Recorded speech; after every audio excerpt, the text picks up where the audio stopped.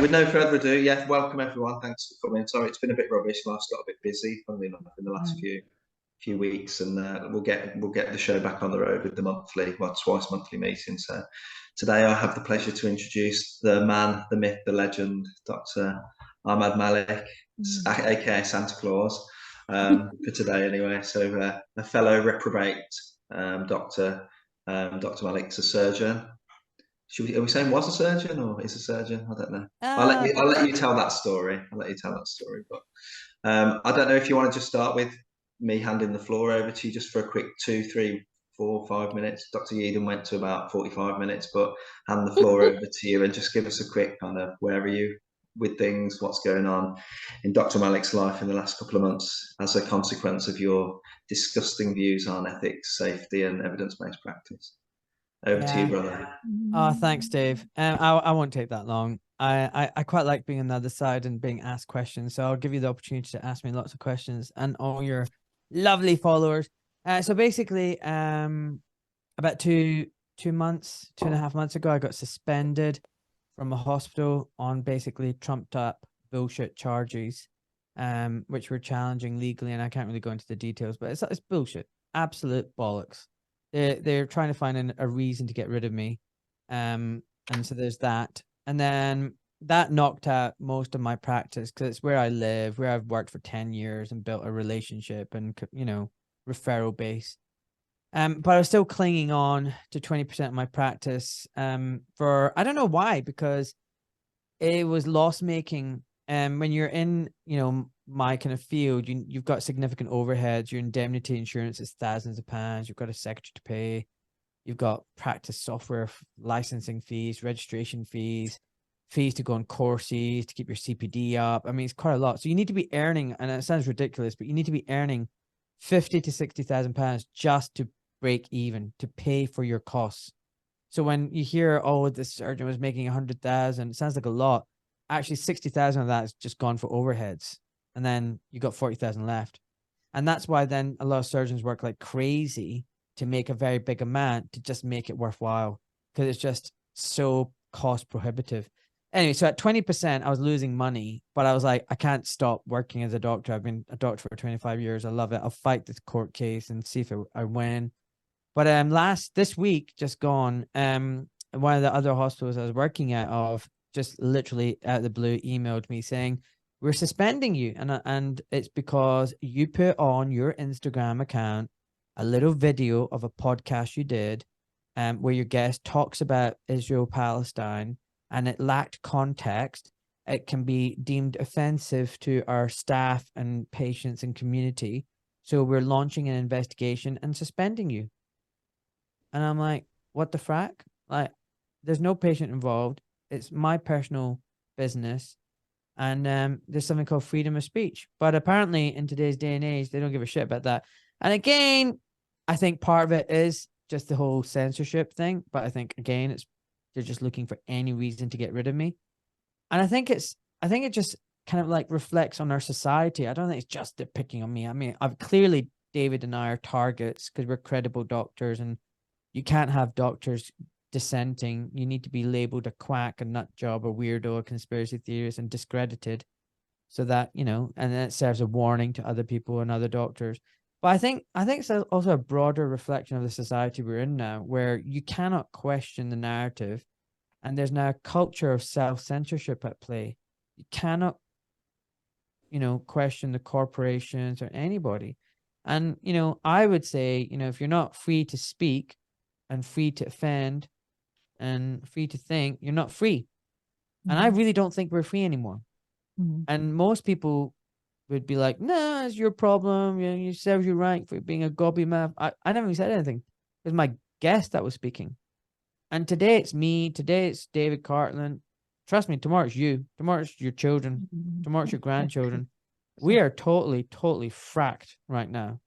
And the corporations are running the roost. They're in charge of the government. They're in charge of everything. We live in this really quite fascist, corporate, totalitarian state. And that's where I am now. So yes, I am still a surgeon. I don't know how much longer I'm going to be able to practice, though. That's the thing. I mean, there's one last hospital left. They their management doesn't really like me. They've caused a lot of problems. They've also referred me to the GMC, and the GMC cleared me, but they clearly don't like me. And it's a ticking time bomb when they're going to turn around to me and say, get lost. Yeah, I won't be surprised, you know. And I know you can't talk in any amount of detail, but are these kind of Twitter Mm. things, comments on Twitter similar to me that they're picking up on missed comma spaces or imputed meanings and all the rest of it? Is that what they're finding on you? Or? Yeah, so the GMC referral were based on, I did a few tweets, you know. So look, another thing, you're apparently not allowed to have a sense of humor. Apparently, you're not allowed to take the piss anymore. So my tweets, right, back in May and June, early June, were a picture of Dylan Mulvaney, and I said, "Is this person a woman?" That's it. Asking Right? a question. That's it. That's the question, right? And then I did a broader brush of questions, so or statements. So I put a picture of this lovely young Indian village girl, and I said, "This young girl, this young Indian village girl, identifies as a Viking." Right? And I did another one of a lion, and the lion had blood. This male lion, you know, like had blood on his mouth. He'd just been obviously eating something. I said, this lion identifies as a vegetarian, right? And then there's a South Park character on a mobility scooter. I don't know if you've ever seen that character. It's quite a big chap on a mobility. So it's not a person even. I'm not taking offense on a person. It's a cartoon character. I said this person identifies as a triathlete doing Ironmans, you know, and it's taking the piss because I mean the guy's in a mobility scooter. And I did a few more of these, right? And the whole point of this was to say you can identify as whatever the frack you like, but guess what?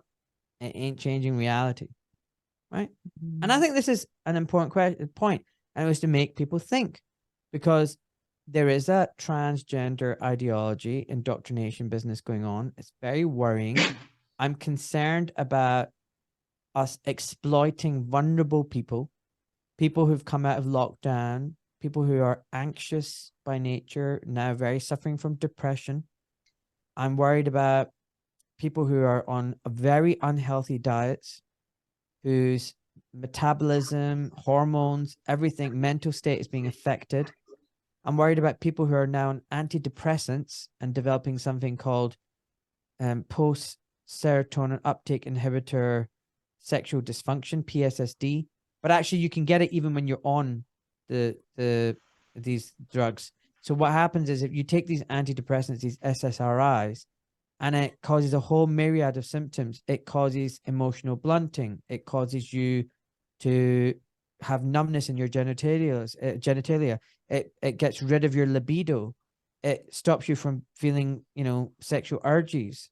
So, you know, young children are being prescribed antidepressants, and guess what? Suddenly they don't feel anything. They don't feel attraction. They look at a girl and they go, I don't feel attracted to that girl. And then they look at a guy and go, I'm not really attracted to that guy. Maybe I'm gay. Yeah, but I'm not really attracted to that guy. Maybe I'm not attracted to anybody. Maybe I'm just non-binary. Do you see what's happening? Maybe I'm not maybe I'm in the wrong body. Everybody keeps telling me maybe if I have an operation, I will be normal. So these young people are being given puberty blockers now, and that chemically castrates you. It stops your development, normal development, massive long-term complications. Not so much here, but in America, really. And, you know, whatever America does, they sneeze, we catch the cold. So whatever happens there happens here. So we have to be careful. So, and I talk about America because a lot of my audience is in America, but there's a lot of American gender realignment surgery. I mean, the clinics have popped up all over the place. You can look up maps and they're all over the place now. So this whole gender realignment surgery is a massive industry. And it's really worrying. As a doctor, you know, I'm not just calling it COVID and on all vaccines and blah, blah. I'm calling it all the bullshit, everything. I'm talking about statins, PPIs, everything. And this gender business that's going on, because we are ruining the whole future of our children. Because once you get down this line of chemical castration, puberty blockers, and gender realignment surgery, you are basically inflicting on them potentially a lifelong problem for what may have been a very temporary problem. And it's very unethical. And instead of saying to these kids, whoa, whoa, whoa, whoa, I know you're identifying as this and that. Yeah, you know what? We all feel like this sometimes and feel a bit confused and down. Why don't we get to the root cause and fix this problem? We're enabling these patients. And instead of saying, no, no, don't worry, like, you know, we're saying, okay, yeah, maybe you're in the wrong body. Well, we can do an operation that can help you and we can change your sex. And the problem is these surgeries are very expensive. They make a lot of money for the surgeons. They make a lot of money for the hospitals. Patients are on drugs for life. You know, it's great for the medical industrial complex. These patients are vulnerable and they're easily controllable. They lose their normal sexual function and they won't be able to procreate. I mean, this is an absolute fracking disaster. So, you know, I was hoping these tweets would just raise awareness. Unfortunately, there's a very active trans community and some people, you know, I think it was 4 or 5 people made some anonymous complaints. But the thing is, it could have been members of the 77th Brigade. Could have been, who knows who they were, just using an excuse to get me.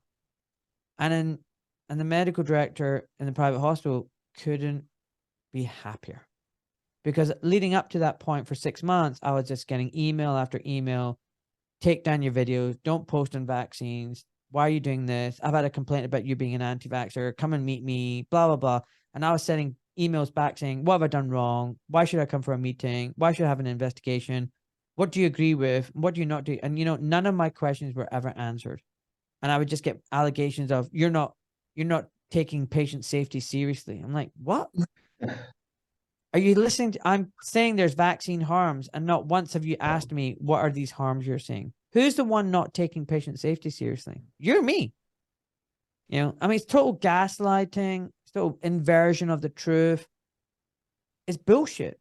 And the reality is, you be a good, ethical doctor, brave, speak out, you get totally fracked. You be a sheep, you be spineless, you be a pharma shill, you'd be a corporate shill, you'd be a medical industrial complex shill, you'd be a liar, you'd be, you know, just in it for the money, the glory, you'd be brainwashed. And yeah, guess what? Life's a peach. You're promoted. No, you get You're knighthoods, actually. You get knighthoods. You get knighthoods. You get a gong. You get promoted. I mean, if that's not an inversion, what is? So this is so I'm at the point. I mean, we just did a live stream on my side with Dave, and someone said, "Do you regret being a doctor?" No, I don't. Do not regret being a doctor, but I am now at a point where I'm genuinely sad, embarrassed, and ashamed of my profession for basically not have the kahunas to speak up and do the right thing, and for being genuinely spineless and cowering or being brainwashed and not seeing how wrong it is what we're doing. And, you know, I don't know about you guys, you know, we're all pretty much the same age, I guess. You know, we're all that Generation X, right? We just know. We know what's right. We saw what our parents went through. We saw what our parents, the fruits of their labor. We expected that, if not better. And instead, we didn't. We saw everything taken away from us, drip by drip, no matter how hard we worked. And we're like, this isn't fair. What's going on here? Why is our quality of life less than it was for our parents? Why is our freedom less than it was for our parents? We remember a time when things were better than this. Might not have been normal then. I'm sure all this bullshit's been going on for decades, but it was a lot better than what it is now. I think a lot of the people in the younger generation don't know anything better. They just think this is the way it's always been. And we're that age where we can still remember this is not right. And most of us don't want to be fighting this fight, but we've almost been thrust into this fight.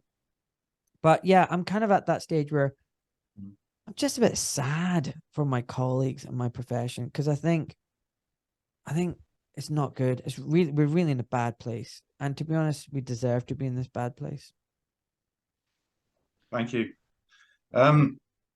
Dr. Malik, I think Kate would like to ask a question, so I'm going to take her off mute. I thought everybody was very quiet. Okay, that's why, because everybody's on mute. That makes sense. That was like a William Wallace-esque speech. That was. Thank you, Dr. Malik. That's amazing. Hi there. just curious about the doctors. I don't hear this is talked about very much. The doctors are actually performing these operations. Aren't they questioning? Aren't these highly qualified surgeons actually stopping and thinking about what they're doing when they are mutilating these children? Because it's not an area that I've kind of heard discussed very much. Or are they just completely indoctrinated into believing they're doing the right thing? Or is it, you know, they're getting paid and it's just a job? What's their Sorry. excuse for doing Sorry, it? I need to turn the video off right now. Oh, Oh my God. I'm sorry. Kate, well, I'm just going to add to whatever he said, but I think genuinely there's only about 20% of the people kind of like us. No, let think me like answer us. Kate. Let me answer Kate. Kate, the reason why I turned the video, I'm being serious.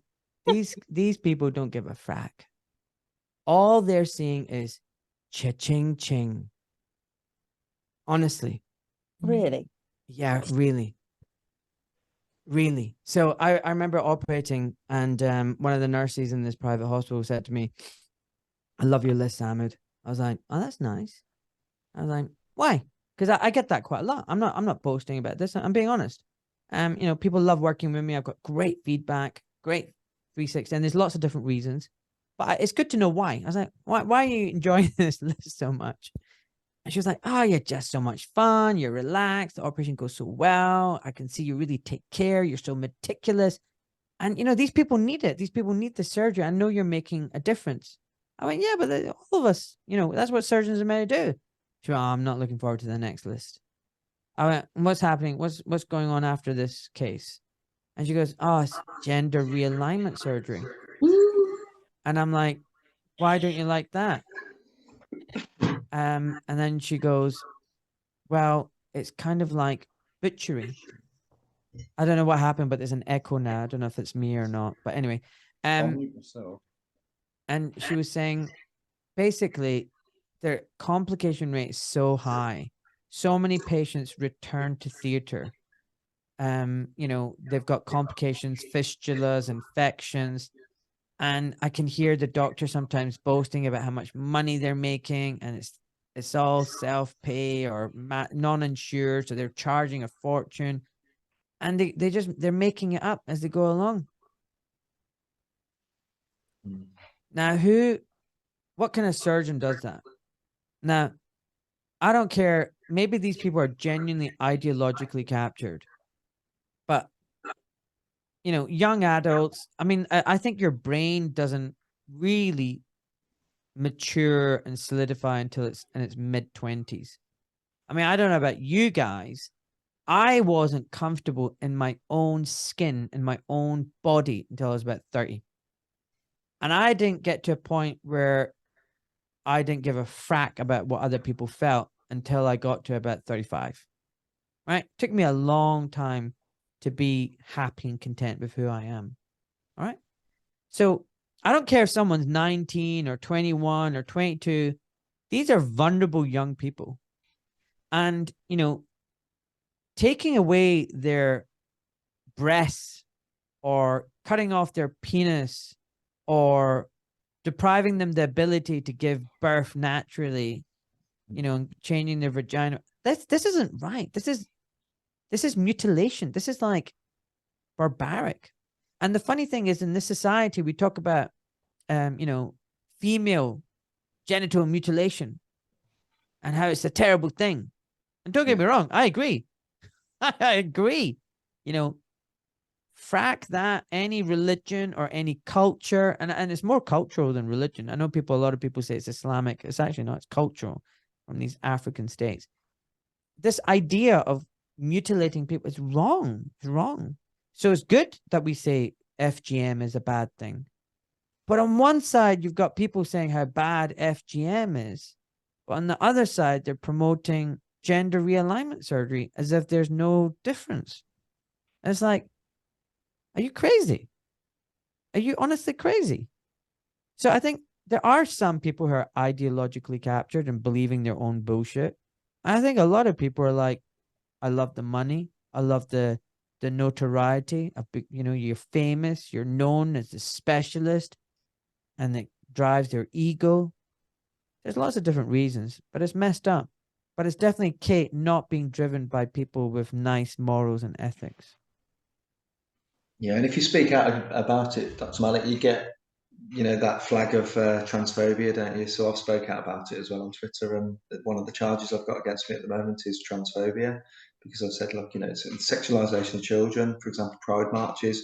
I sent images to certain TV doctors where they're shaking hands with little girls, these men in gimp suits and dildos stuck all over their bodies, and shaking hands with little children, asking, is this appropriate for children? Is this do you have pride in this? To the activists.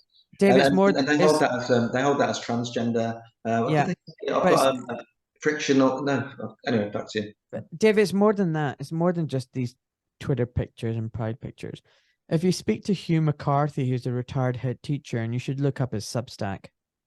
He's going to be coming on my podcast soon to talk about PHSE and the WHO and the WHO's, promotion of, transgender issues, hypersexualization of children, teaching children how to masturbate at the age of 3 or 4, how to pleasure themselves. I mean, really freaking disgusting stuff.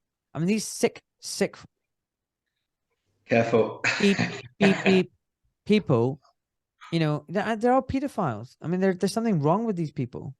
Yeah. And they're introducing it already into our curriculum, into our schools. And I think most parents don't actually even know what's going on.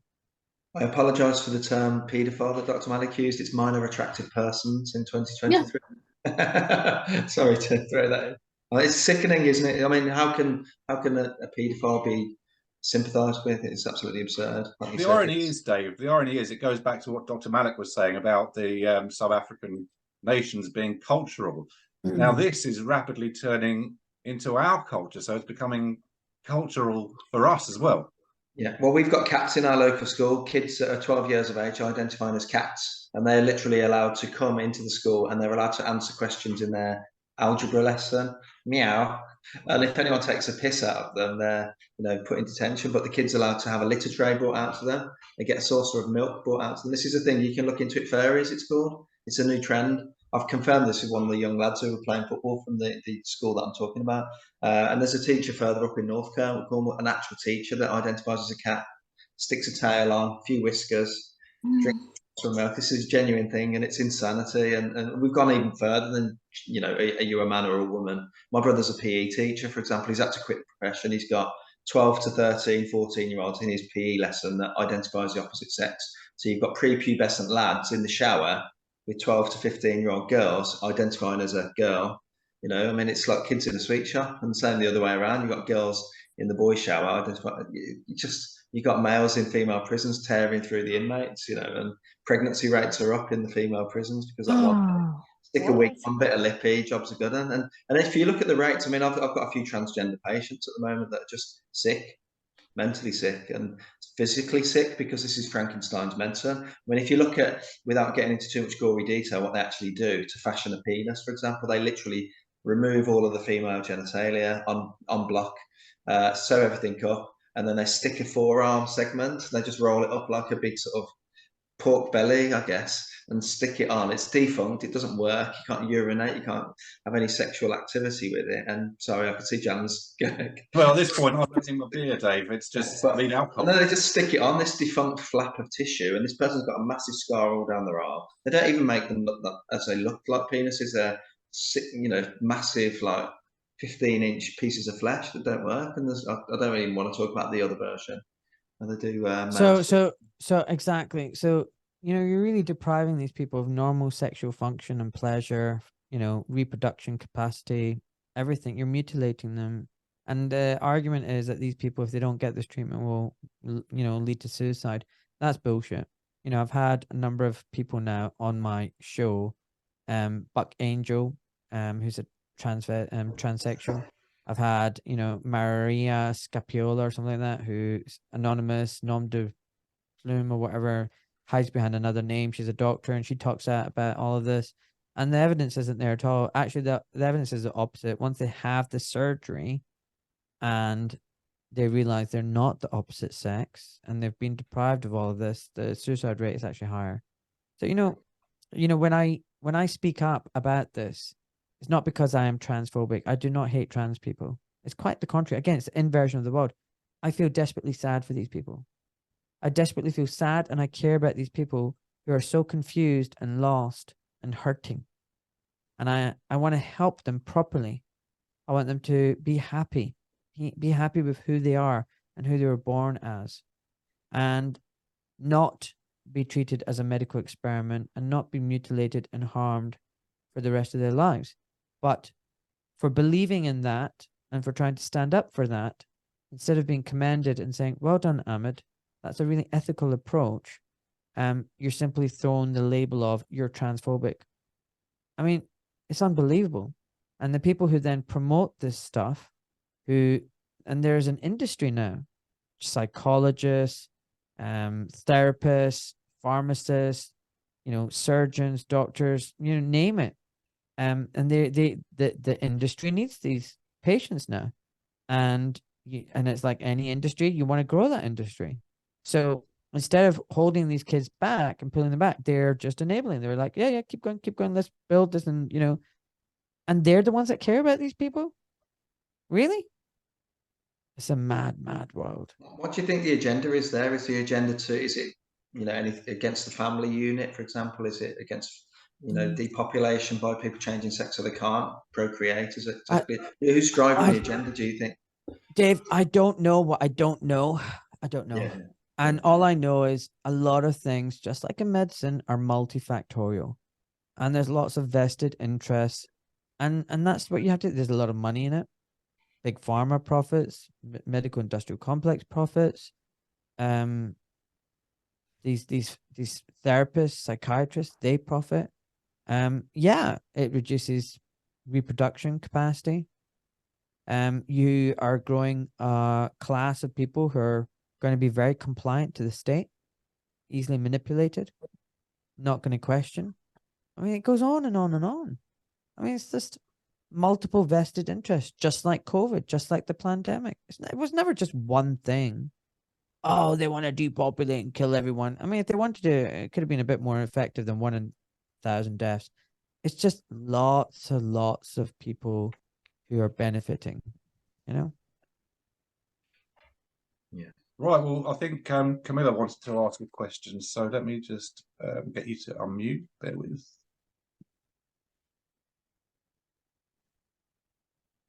Hello. My perception is that the NHS is being run into the ground. If I'm correct, how near the end are we? I think you're right. I mean, I felt like this for a long time, decade. It's being deliberately run into the ground. Everything's been asset stripped. If you haven't, you should listen to my podcast with Bob Gill, Dr. Bob Gill. He talks about how basically the NHS is nothing but what it used to be. It's the NHS in name only. So much of it is privatized, run for profit. I think, if you just look at the pandemic lockdown measures, far from saving the NHS, it basically pushed it further along this conveyor belt to death. It was all bullshit. My colleagues were all sitting at home, lighting up the barbecue and laughing, getting paid full salaries for doing nothing. There was no overwhelming of the NHS. I've also had an anonymous NHS manager. You can look it up. Anonymous NHS manager on my podcast. And she talks about how she walked around a busy North London hospital and it was empty. Dead quiet. In the height of the lockdowns and first wave and whatever. It was bullshit. It was all bullshit. And what all these measures did was create a massive waiting list, the biggest one in 50, 60 years, massive burden of disease, misdiagnoses, everything. And so I just look at also how we implement our policy. So having discovered what true health means in the last 5 years, I know actually how simple and effective it is and cheap. And the fact that our government and public health bodies and everybody isn't talking about it and not, I educate my 4-year-old, I educate my 6-year-old and 8-year-old. They know now more than what most GPs and doctors know about how to be healthy. If I can teach my 4-year-old what it means to be healthy, you think we can't teach that in school? But we don't. We teach kids the opposite, how to be unhealthy, have for them to become diseased and sick? Why is it cancer rates have gone from 1 in 5 in the 80s to 1 in 2 now? Despite all that money, you know, given to cancer research. What a fucking shit investment that is. You know, so what I'm trying to say is everything's going wrong. And it's not, it can't be, oh, because you know what, people are just making mistakes and not knowing. No, if this dumb orthopod can figure out this shit, so can they. And they're deliberately choosing not to, because guess what? Sick people are profitable. Sick people are easily manipulated. Sick people are easily controlled. Sick people don't think for themselves. Sick people are dependent on the state. And yes, they want to get rid of the NHS, but if they did it overnight like that, the problem is everyone would, you know, get up in arms, uproar, and that party would never be re-elected. But if both parties conspire together, because they are literally the one party, two faces of one coin, if they conspire to deliberately, over a process of 2 to 3 decades, grind the NHS into the ground so that actually it's the public that say, we want an alternative, this failed system is terrible, then great. And right now, I'm not really sure what they want. Because right now they've got the best of both worlds. They've got the NHS working like the American model of managed healthcare, protocol driven, doctors being just automatons, just doing what they're told. A lot of it is privately privatized, and big pharma is profiting from it. It's almost like perfect. And we're paying for it. So we're paying the state for this bullshit service. The corporations are profiting, and you've got this totalitarian, centralized structure dictating almost all aspects of healthcare for the nation. It's beautiful. It's beautiful in its design. It's bullshit. This National Health Service is anything but about health. It's the National Sick Service.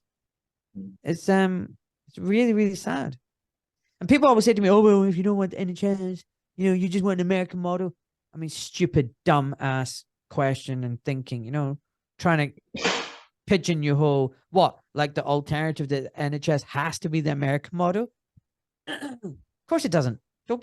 Don't say it to me as if that's what I'm suggesting. Of course it's not. You're suggesting that, you idiot. No, what I would want is a decentralized system. You can do it local, community by community. It can be charitable.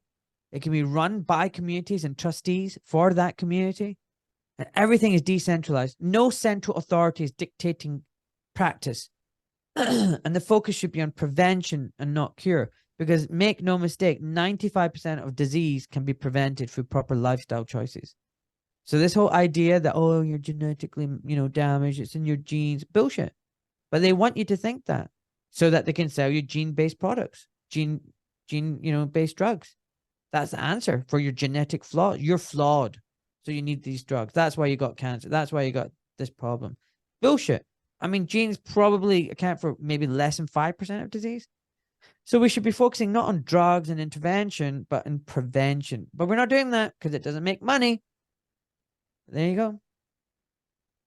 Yeah, just going back to my perspective on that, Carmela, that I've been back in the NHS for the last 2 weeks doing general practice in a local surgery that have took pity on me. And, you know, I think it broke 10 years ago. I always talk about my career, really, and both of our careers really have spanned over that. I talk about the Titanic. If you believe it was the Titanic that went down, by the way, but that's another story.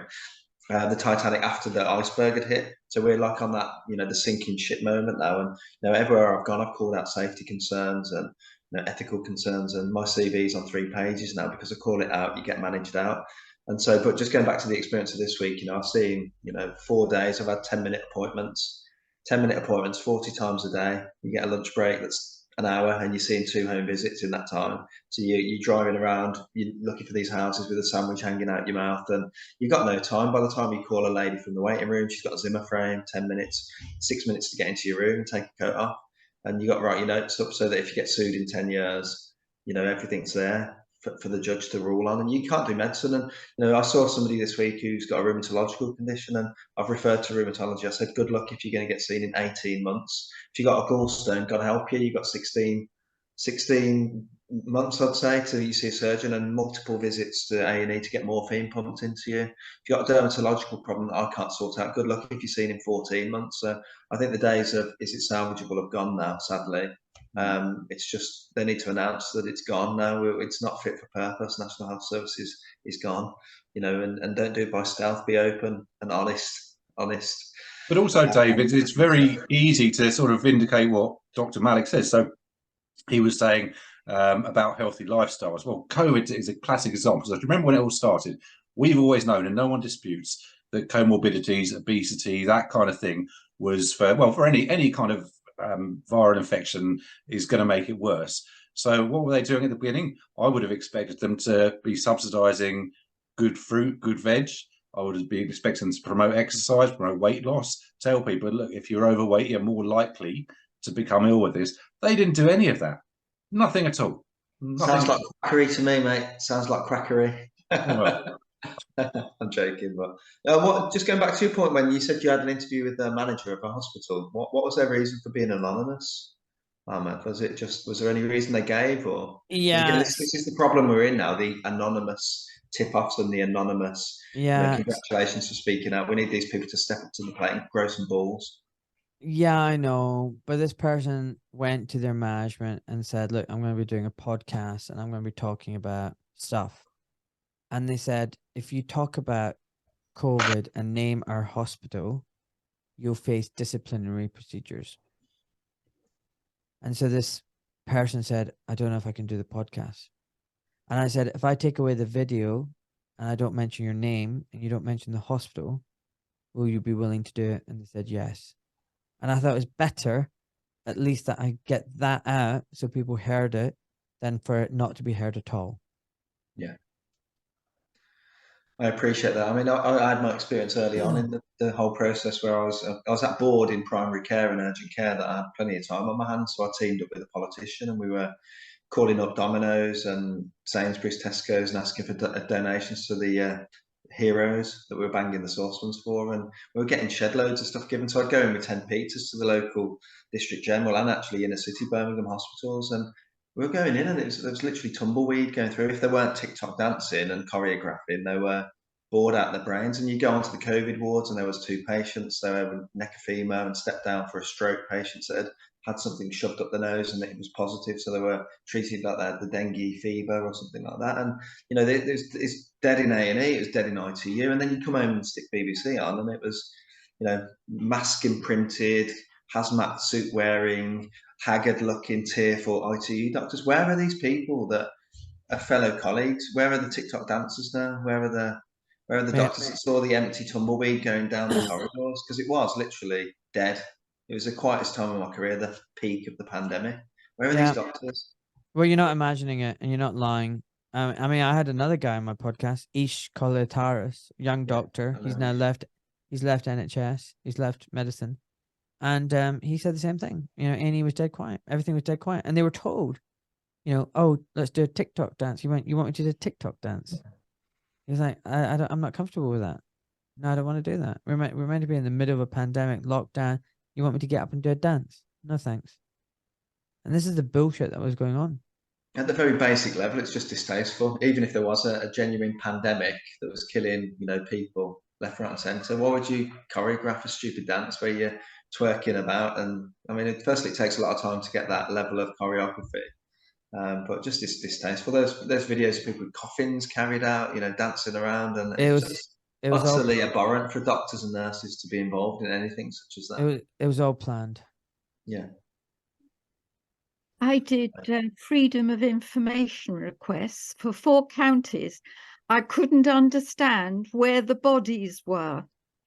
And I got the data for deaths, total deaths in the counties, the individual counties, for 2015, 16, 17, 18, 19, and then 20. So that one could see how it compared. And in none of the counties that I asked was there any increase in 2020. So there were no dead bodies other than there would have been normally. Except on BBC. Yeah, That's except So- on BBC.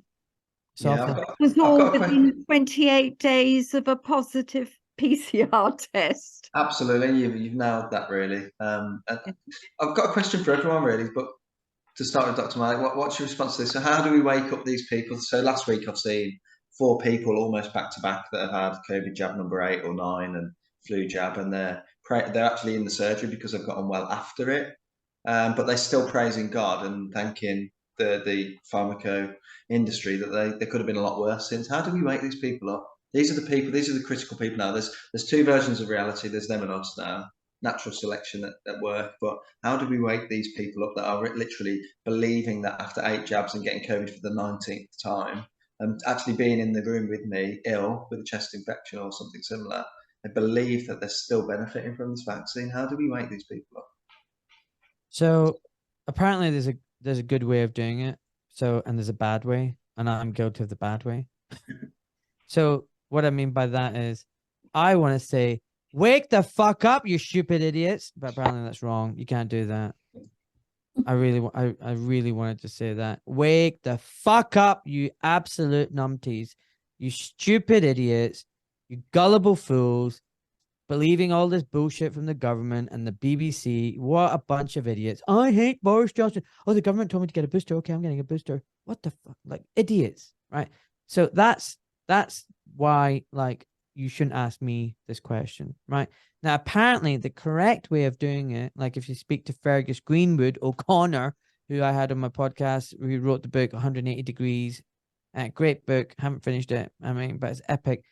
He says, look, don't do that. It's not the right way to do it. And yeah, I can understand, but still part of me just wants to say it. I mean, I'll say it one more time. Just wake the fuck up, everyone, right? But no, I mean, it might feel good saying it. It doesn't tend to work. It doesn't also help saying to these people, look at all the data, everyone. Blah, blah, blah, blah. They don't give a fuck, right? The more data you give them, the more you challenge them with their worldview, the more uncomfortable they'll get panic attack. They'll get angry and they'll run the other direction. So data and facts aren't going to work either. So should we throw them all in a cold, icy lake? No, I'm afraid that doesn't work either. Apparently, the best way to do it is to just ask a little question. So you're getting your 99th booster, eh? So, like, how effective do you think it is that you're now needing 100 boosters? I mean, that's a bit unusual, isn't it? Just leave it at that, walk away. And then you plant that little seed in their head, and hopefully there's enough fertile soil in their empty, vacuous brain that it will germinate into a little seedling and then grow into an idea. And then maybe they might turn around and go, oh, what the fuck? Yeah, I don't know if I want a 100th booster. Now that I've had shingles 1,000,000 times, turbo cancer, a heart attack, and a stent, I've got dementia. Yeah, maybe I shouldn't have a 100th booster. And maybe you've planted a seed in their head and they go away and think about it. And maybe, just maybe they might come back next time, 2-3 months later and go, you know what? I'm not going to have a booster. And at that point, instead of saying, I fucking told you, you just go, oh, why's that? I mean, and that's hard, right? Right? I mean, like, yeah, you just, like, you say it to them like it's their idea. Oh, really? You don't want 100%? Why is that? I've decided it's not good for me. Oh, really? Why is that? Oh, yeah, I've done a bit of research. Really? Oh, good for you. Yeah, I've done a bit of research. And you know what? I don't think it's right for me now. Yeah. And the whole time you're like, yeah, you fucking idiot. I fucking told you this for the last fucking 3 years, you numpty. Yeah. You called me an idiot, anti-vaxxer when I was telling you I tried to save you, but you didn't want to fucking know. And then you're meant to go, right. All right. Well, good for you now. So it's fucking hard for us, basically. That's what I'm trying to tell you. We just have is that bleep machine working today? No, it's not. I So think we it's exploded, Dave. we It just was fracking earlier. we just need to plant some seeds, and I'm not very good at them. So that's why with my podcast, I'm very happy because my guests do all of this great work that I can, and they talk about this stuff, and I'm hoping people will listen to my podcast and go, that's interesting. Oh shit. So like I got this great feedback the other day from a supporter who said, you know what?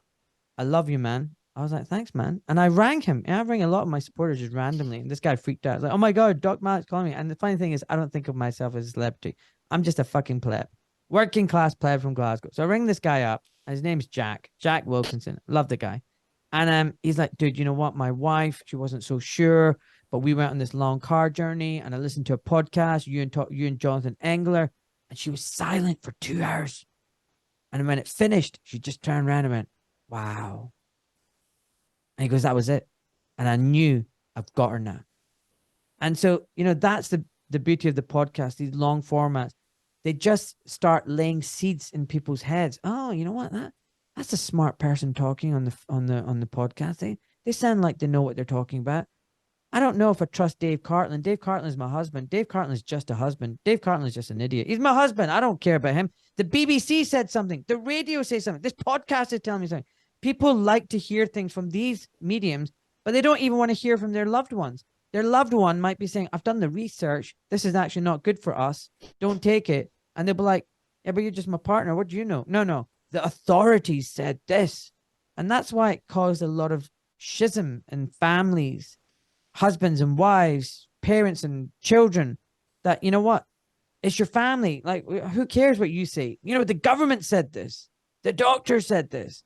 That famous celebrity said that. I'm going to listen to them. And that's quite sad. So getting people to listen to, say, my podcasts when I'm not ranting, and getting them to just put some seeds in their heads, and hopefully it grows. And don't be judgmental. Don't be hard. Don't tell them I told you so. Don't say anything, any of the things I just told you. Don't say that. Just say that to yourself or in front of a mirror. Get it off your chest. But just be like, in front of them. That's it. Yeah, just to throw in the ring, I worked at surgery about a month ago out of Cornwall, and the surgery have all rejected the vaccines for their staff now, following conversations with the blasphemous Dr. Cartland. But they've all rejected it. Healthcare assistants, doctors, nurses, they're all not having any more jabs yet. I spent the whole week working in a unit where they were still giving the COVID jab for kids, pregnant women, young and old adults, yet despite rejecting it for themselves. How do you explain that? I've worked at a surgery this week where all the doctors are semi-awake prior to the conversation with me, yet silent. You know, it's absolutely incredible. I can't explain some of this. It really is hard to kind of get your head around that. You know, these people are just, I mean, the senior partner at the surgery I've just been offered a job at just said, I'm so close to retirement. The locum just said, oh, I don't really want to, I can't afford to not speak out. Like, did we enter medicine for money? If you entered medicine for money, you're a fool. You know, it's not exactly, I mean, I used to work 60 hours a week for like supermarket wages back in the junior doctors years. You're not doing it for money. So, No. you know, as we said on your podcast earlier, you know, you got to think back to why you became a doctor, nurse, paramedic. And does that still apply to you? Well, Dave, Yes. not only are we both really anti-vaxxers, we're also shit grifters. So congratulations on that. But listen, Yeah. I'd love to know what some of your like listeners think about how you change people and how successful they've been at waking people up. Like, you know, you got the grinning David Hartley there, you got Leanne, you got Fiona who was laughing quite a lot there. I mean, what do all these people think? I mean, what luck have they had in waking people up and family members and whatnot? Can I speak for a second so I don't have to use this? I've been on it for a long time. Hi, guys. Nice to meet you all. Thanks for helping me out through this whole period. I had a really weird situation because I was a staff nurse. Got out of it before 2019 because I sort of saw what was coming. So I didn't have any jabs. I told everybody around me I wasn't having them, which it was a very difficult time. I nearly got arrested for wanting to visit my dad. It's like all my friends just disappeared. It was so bizarre. So following David Cartland has helped, thank you. Because you just see, so when you say, why don't people speak out? It really, it's like an entity comes after you, isn't it? I used to talk about CBD oil and stuff in the hospital, and then I almost got accused of something else because they don't like you going against this weird, like, it's almost like the tyranny. It's invisible, isn't it? But it's everywhere. So I have a lot of friends come to me and say, God, I don't want to take it, but my wife's, you know, so it splits everyone in two. As you know, the other people, don't they? They call you something and then you become that kind of lunatic. And it's, I think it's a lot better now, but if I go into a hospital, which I rarely do and try and avoid it, so I have to start other things, yeah, I think there's a lot of people who want to speak out, but they're so fearful for money, isn't it? And some people still like the car, don't they? Like you said, Ahmed, I listened to your podcast. You've given up a lot because you want it. You have to. I think you almost have to say what you say when you like us, and I think it's like 20% of people just speak up, and I think you can't not do it. But I think I've learned over 3 years, as you were all saying, to live as fit as you can and have a good life. I've started a small business like you with your podcast, and then people look at you, and I've got people coming to me going, "Oh, you seem free from it all. I want a bit of that." And then I'll give them your names and go, listen to these guys rather than me. I feel as a nurse, I'm not qualified to give out this information because they might come after me. I almost want to give up registration because I help people with B12 and magnesium, that way of living, like try and get people off the antidepressants, but I'm not qualified to do it, but their doctors are telling them a load of bullshit. So anyway, all I'll say is thank you all for standing up, because it's made my life a lot easier. So thank you. No worries. David, nice to meet you. Just to sort of carry on a bit from what you said. So you're a staff nurse. Perhaps you'll agree with me, but perhaps Dr. Malik and Dr. Collin will as well, that I found the NHS to be a massively authoritarian organisation. And I also found when I was doing my training that they put the fear of God into you. They make you scared of your own shadow.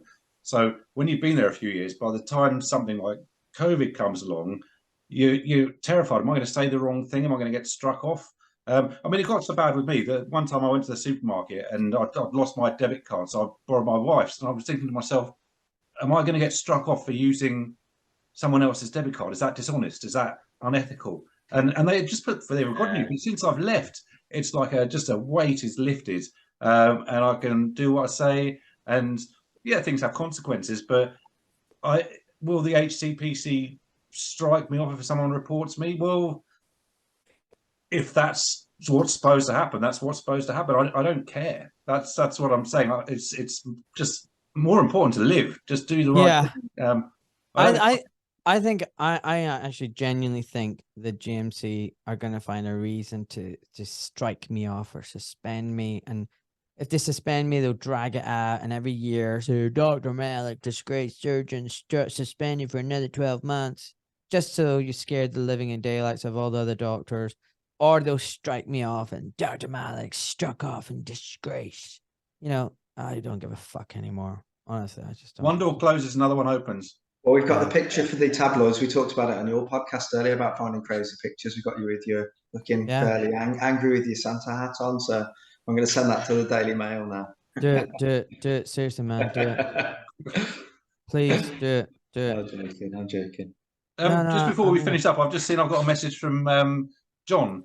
You had something to say, but that was a little while ago. Do you still?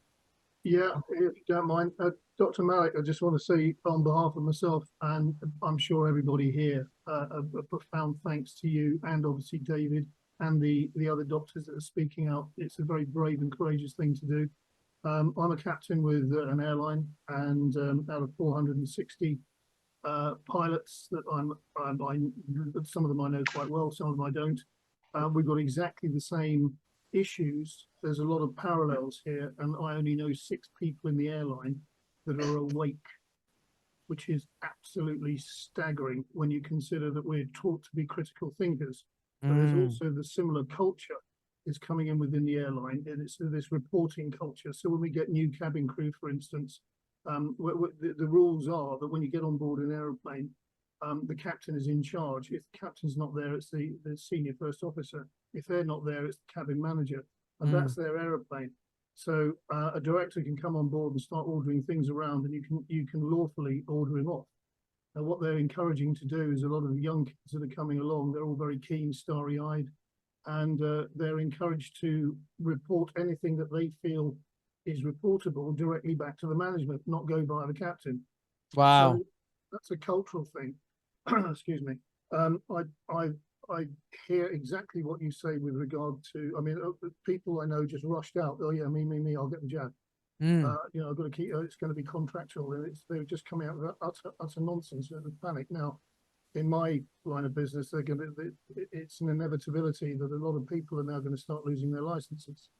The one thing I'd like to just chip in here, obviously when this was all kicking off, sort of 2019 into 20, I was in my spirit, I was just so shocked at what was going on, because I knew it was going to be bad, but I didn't quite know what.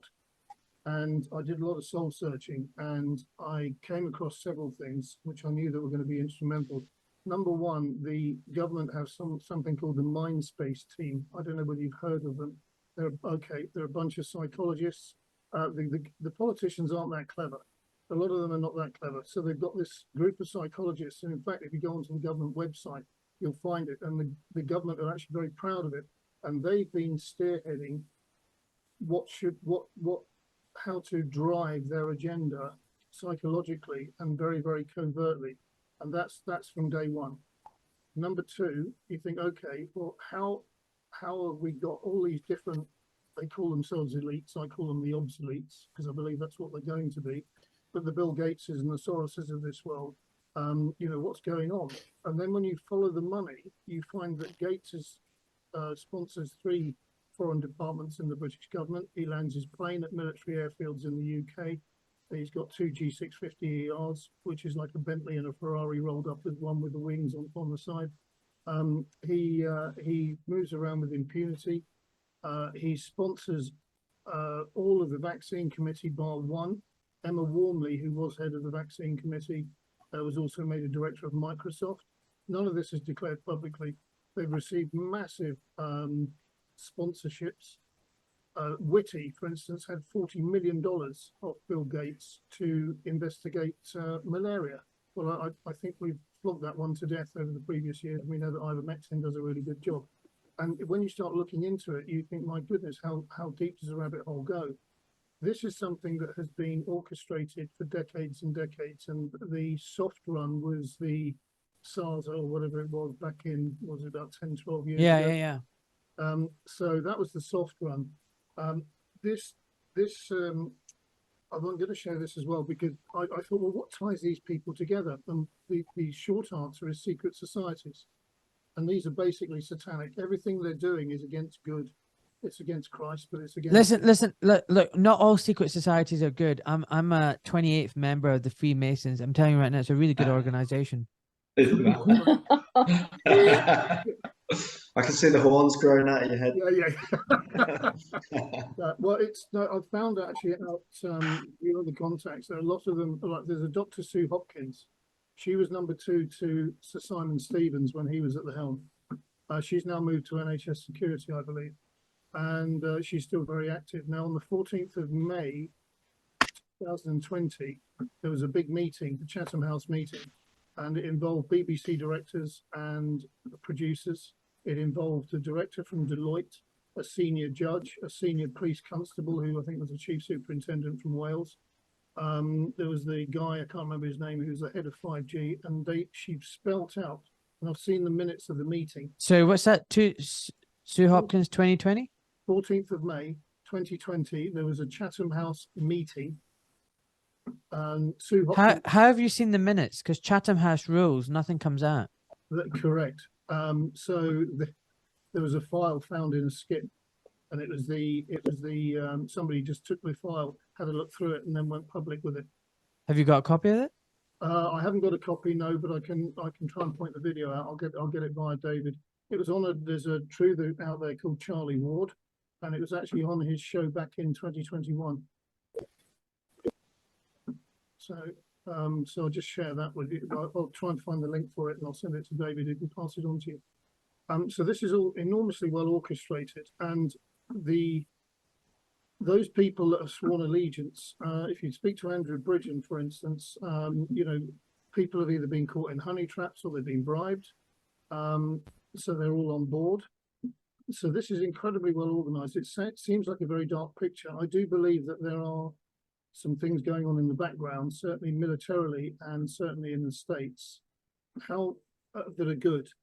I heard back in 2020 that actually military tribunals had started in Guantanamo Bay on the 2nd of... Yeah, I've heard all this. I don't know if I believe it. All that white hat business. Well, have you heard of Derek Johnson? I'll throw this name into the hat. Derek Johnson, he's a military guy from the States. He is he's now invalided because he did 3 tours of Afghanistan. He got blown up on the last one. But he is actually into military codes and also the war manual, and that was all ratified. And if you actually look at what's going on with some of the uniforms that are parading around Trump and other things, then these are military people that wouldn't be anywhere near Trump if he wasn't in charge. That's another rabbit hole. I'm not going to go there, but what I'm saying is I'm very, very hopeful that there are some massive changes coming. But what this is actually doing is exposing all the rot and all the bad. But I don't see anyone being held to account. Take the guy, No. Tam was his name, whatever. Yeah, He was deputy chief medical officer, right? He's now fucking working for Moderna. What the fuck? I know. This is, and the reason why the police haven't done anything, and I'm in contact with Mark Sexton a lot, and the reason why the police haven't done anything is because all the senior police officers in the Met, for instance, are all Chatham House and they're all Knights Templar, so they're all in the same club. Yeah, they're all Masonic. Yeah, they are. Yeah. Yeah, they are. In fact, I was at the cenotaph on the Armistice Day, and the only people who got anywhere near the cenotaph, and I saw it with my own eyes, were a bunch of Freemasons. They were parading. They weren't allowed on it, but they were allowed near it. They were the only ones. So, And even those agitators, they're all actors. they are. It's all bullshit. It's really strange, like that all the people that are awake in the medical circles, and I've never had an invite to the Freemason Lodge locally to them, isn't it? It's strange that, isn't it? It's also funny how Tommy Robinson and Katie Hopkins got magically deplatformed and got back on Twitter, everything perfectly just in time to agitate and cause a little bit of division, you know? It's all a fucking joke. They're all controlled too. Listen, what was your name again that you were talking? JM767? John. John, are you still a pilot? Not at the moment, no. I'm between jobs at the moment. Were you a pilot? Oh, yeah, I was a captain with Thomas Cook. Will you get another job? Hopefully, yes. Yes, so I've had a couple of interviews. The thing is, I've only got about another year before I'm due to. There's a retirement age of 65, and I've got about another 18 months to do. So people are sort of shaking away. But the way things are going, what's happening in my profession, I'll share this with you. This is a massive bubble that's going to burst. The CAA and the FAA have widened the goalposts with the cardiogram, the ECG, and that's got them out of a hole temporarily, but they know that that's not going to work full time. And I think a few pilots I know are starting to wake up to the fact they won't talk about it because pride and cognitive dissonance are getting in the way. But they have something called a loss of license insurance. Well, I know full well that the loss of license insurance is not valid for any experimental drug that's not approved. Equally, if I have a bit of toe fungus and my GP says I've got product A, product B, I prefer product A, I've got to go to the CAA and check it out. And the CAA say, oh, no, don't take product A, we don't approve it, but product B is okay. So I've got to go back and get another prescription. So that's just for a bit of toe fungus. So all these pilots have gone and rushed off and got an experimental jab, which nobody's got any idea what's in. Well, we now know roughly what's in it. But the fact is surely they'll have their license suspended, and they haven't. And as far as the rules are still valid, but everybody's ignoring it. The other little bubble that's going to burst is that British Airways, I think it was 2 years ago now, Willie Walsh, who's the CEO, he threw his toys out of his cot publicly because he was told by his insurance company, AXA, that if he has a death at work as a result of the jab, then it's not insured. So 80% of British Airways pilots at that time were double jabbed. How many? And we know as of about a year ago, I've lost my contact at British Airways temporarily, but there were 14 people that had died suddenly. Well, my podcast out today with Sally Beck, who's an independent journalist, was about the fact that Mayday calls amongst pilots has skyrocketed. And that squawk call, I can't remember what number it is again. 772. Yeah. That's it. It's gone up massively. Yeah. And it's a major problem. It's a major problem. But my thing is here is when you see an airplane divert, if he's airborne again in about an hour or an hour and 20 minutes time, it's probably a sick passenger. If he stays on the ground, depending whether it's a long haul flight or whatever, then the chances are it's more likely to be crew or a technical problem.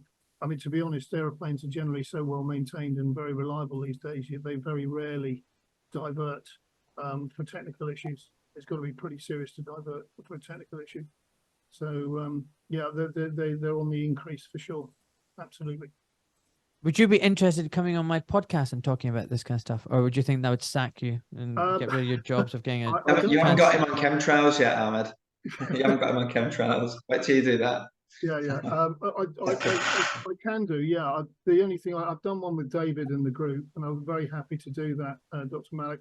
Albeit that I was sort of blanked out a bit because obviously I've got to keep my head slightly below the radar at the moment because I'm. So when you mean blanked out, as like I can't mention your name, you're not. Well, we can mention a name. But you can make a mention any name you like. Yeah. Okay. And then just, but I don't know. I just don't go videos, but I'm happy to. Yeah. You Sure. don't turn the camera on. Yeah.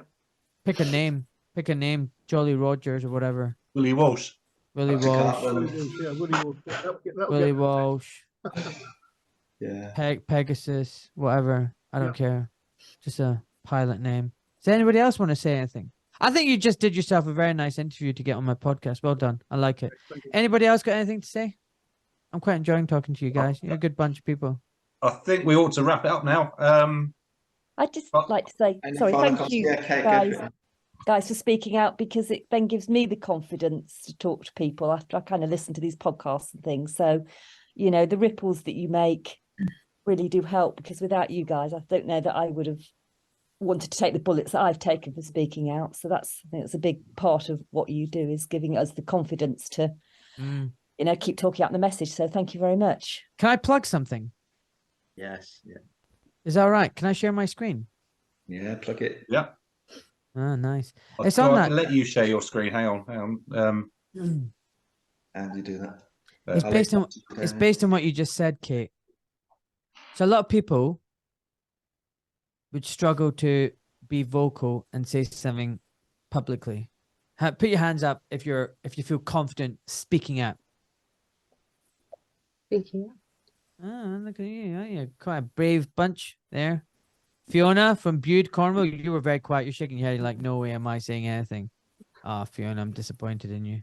Well, I spent my time when I was working being very vocal, and now Alright. basically I don't have any work anymore. Yeah, I know. Yeah, Shit. so you know, so No. but But you got nothing to lose now. well, there is that, except that I've relatively recently moved, and I don't really need to be thought as the weirdest person in the Yeah. village. No, I get that. No, I get that. I And get that. so, you know, I'm not very proud of myself. I feel a bit chicken shit, but there is also this thing of how much crap abuse can you take generally and specifically, and isolation and judgment, when actually, you know, the reason I was laughing so much is that I don't have a great style to convert people. Mine is a little bit more direct, like Damien, share screen. so. Hang on. You know, so the reality is that I've just kind of decided I'll quietly go about my business, and I didn't find that the speaking out was converting people. Therefore, there was just a sort of sense of, Well, well, yeah, I'll just go back to living my life, you're getting probably doing. healthy, ignoring the NHS. Yeah, you're probably it's doing the not- same thing as me, though. You're probably just saying, "You're stupid fucking idiot. Wake up." Well, that's what I mean. It's like that. That's my style. Yeah, My I- style is a bit call a twat, and don't Yeah, really talk about. Listen. It takes one to know one. I can tell. I can tell over I Zoom. know. Well, that's why I like your podcast, because you just tell it like it is. Hey. I you know. don't have time. I don't have time for these idiots. Anyway, Well, I was gonna say, if And you I- feel, yeah. listen, if you feel like you can't, look, go on my merch store and get some nice Oh, Christmas okay. presents. So I mean it. Right? Question everything. The hoodies. I've got some great hoodies. I will not comply with the frack sweatshirt. And and just get people to think, right? Freedom over fear, uncaptured. I will not comply, and or just send them a fucking mug. And I mean I should have. I wanted mugs saying you fucking muppet, or how many boosters is too many. Yeah, I did say that, but my brother-in-law and sister were like, "No, that's not nice. Don't be nice." I was like, "Oh, come on, please, please." They're like, "No." So, like, you know, maybe one day I will, but like, that's just one way. You know, if you just wear it, if you wear it, and because I've been wearing my stuff because I'm a sad bastard, and people have said to me like, "Oh, what's that? Why are you uncaptured?" I'm like, and then you start talking about things. It's just, I had to plug it in. There you go. So just try and make people wake up. I think what will be a hot seller, I've just bought a tin hat, you know, a cap that says tinfoil hat on the front of it. That'll be a good seller. I think you should That would. And look at this. That is my future. What do you think, guys? Disgraced surgeon struck off. No, you look too sane. You need to have like a rabid expression with like drool hanging out and looking a bit dishevelled. It's too normal. I know. Yeah. You need to have one of those ankles in your hand, like waving it about. Yeah. No, you're right. You're right. I need a raving loony kind of like picture. Yeah, I can do that. There's plenty of them out there. Brilliant. Guys, it was really nice speaking to you all. God bless you all. Thank you, and thank welcome you, to our guys. new subscribers that we've not met before. Really nice to meet you all. And thank you, Dr. Malik. Thank you, Dr. Cartland, and thank you, everyone. Thank you all. Take care, guys. Thank you. Thanks a million. Thanks, Ahmed. Bye. Bye-bye.